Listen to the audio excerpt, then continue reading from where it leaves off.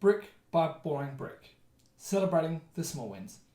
Da-da-da-da-da-da-da-da. Sorry, that hurt. They say the greatest adventure starts with a single step. At times, the thing we want feels out of reach, like it will take so long to get there that it's simply not possible, or worse, not worth it. So you work and work at it, trying to get there, only for that goal to still feel out of reach. You feel like you've wasted your time and effort. You feel like a failure. If you consider yourself a failure up until you make it to the finish line, you've actually made the unreachable target even more unreachable. That's why we need to celebrate the small wins. It's a phrase I've stolen from my friend Chantel. Have your start point in mind. Have your end point in mind. But realise every step taken towards that goal is its own win. Set micro targets that you can reach much more often along the way, so you acknowledge that you're accomplishing something truly great and recognise that how far you have come so far is something to be proud of. This way, just by trying, by starting, by not giving up, you feel like the winner you deserve to be, not the loser you fear becoming. Think of it like this. When you build a house, you don't start and suddenly have a house. You do it one brick at a time, brick by boring brick. I failed trying to lose weight 3 times because I always felt down on myself, because I still felt huge despite how much weight I had lost, because I hadn't yet hit my desired weight. I was a failure and it was just easier to give up. This time I set up smaller goals, checkpoints that I aim to get to, each with their own reason and significance. I still had the ideal weight in mind, but I wanted to make sure that I could achieve something, anything, to feel better about myself. Once I started feeling good about myself, I wanted to do more and more and more. And then suddenly I hit my target without even worrying about how long it took to get there. Then I kept going. So to give an idea, when I was at my worst, as I said before, I was at 99.8. I actually at one stage got even higher than that, but 99.8 was the I'm going to do something about this now. I've gotten to that weight before, and in my mind I'm like, alright, I need to get down to 85 kilo. That was the weight when I was last acknowledging and happy with my weight, and if I wasn't able to get to that number, up until I was that number, it was shit. So I've joined the gym, I went at it for a couple of months, got down to like 91, still felt like I wasn't getting there. I literally made it halfway there, but I wasn't there yet, so I'm like, I still felt like a loser. Then, unrelated, I got a bit sick, and I took that time off from going to the gym because I'm like, you know what, I'll rest up. During that time, I put the weight back on and I felt like it wasn't worth it, and then I just gave up. Didn't go anymore.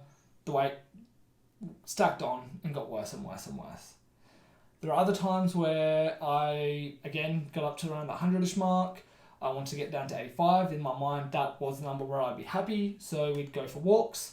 And I'd get up, go for a walk every second or third day. Then the weather was shit, and suddenly I would stop going for walks, and I wasn't losing any weight, so I didn't worry about it. So again, it was easier. I already felt down on myself, so I was used to it, so I just didn't go. Then this time was the time that I realised I'm going to do it. This is the time that I lose this weight and I keep it off. But I'd already fallen into this trap many times. I'd already given up just as I got started, and I realised something had to be different. So in my mind, I'm like, all right, here I am, 99.8. I need to get to 85. But you know what? How about I just get to 95? 95 was a significant number for me at the time because that was the weight I was at the more recent time I decided to start losing weight. So I figured, all right, if I can get down to 95 kilo, however long that takes, awesome. You know what? At least that way I'm no longer at the worst I've ever been. So worked at it, just did walks, and I've ate healthier. As I've covered on the other videos, I've started looking into that. Suddenly I got down to 95, and I was like, awesome. Cool, job done. The next weight I wanted to get to was 91, because when I was actively working out last time, that's how low I got. So again, kept at it. Took me about another 3 weeks, and I was down to 91 kilo. Suddenly I'm like, I can do this. Then I got down to, the next target I set for myself was 88. The significance behind 88 was that was the weight I was when I first started acknowledging that I was starting to put on weight, way back when I was younger. When I can get down to 88, I'm like, hey, I was actually pretty happy with myself then, but that was when I started to notice the decline. I got there in about 2 more weeks. Then came the big one, 85. If I can get to 85, that was it. That was job done. I blew past it. Didn't even realise when I hit it. I'm like, you know what? There we are. We're at freaking 85 kilo. But I kept going. So I'm like, what could I do next?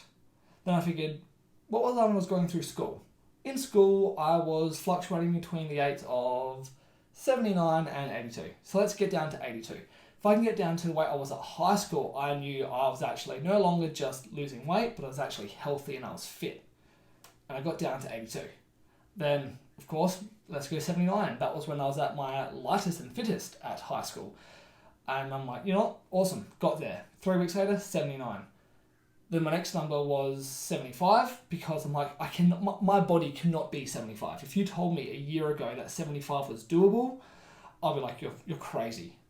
I got there within 6 months of trying from when I was at my biggest. And that was when I first started to speak out about my weight loss. That was when I decided to, that was when I did my first Facebook post acknowledging the weight loss. And that was when I really started to be open and talk to people about it, where I started sharing photos of myself befores and afters.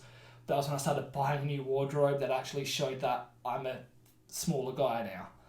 So that was a big number for me. In time, at that stage, I've gotten down to as low as 69. That was before I joined the gym. No significance of 69 besides the comedy of the number. And it meant I lost 30 kilo in just over a year. In a way that was pretty healthy, pretty happy, and I'm pretty stoked with that. I now go around the weight of 71, 72. I attribute that to be a little bit more relaxed. I'm finally comfortable in my body and, doing some workout. I'm assuming muscle does more, in the way of putting on weight, but in a good way.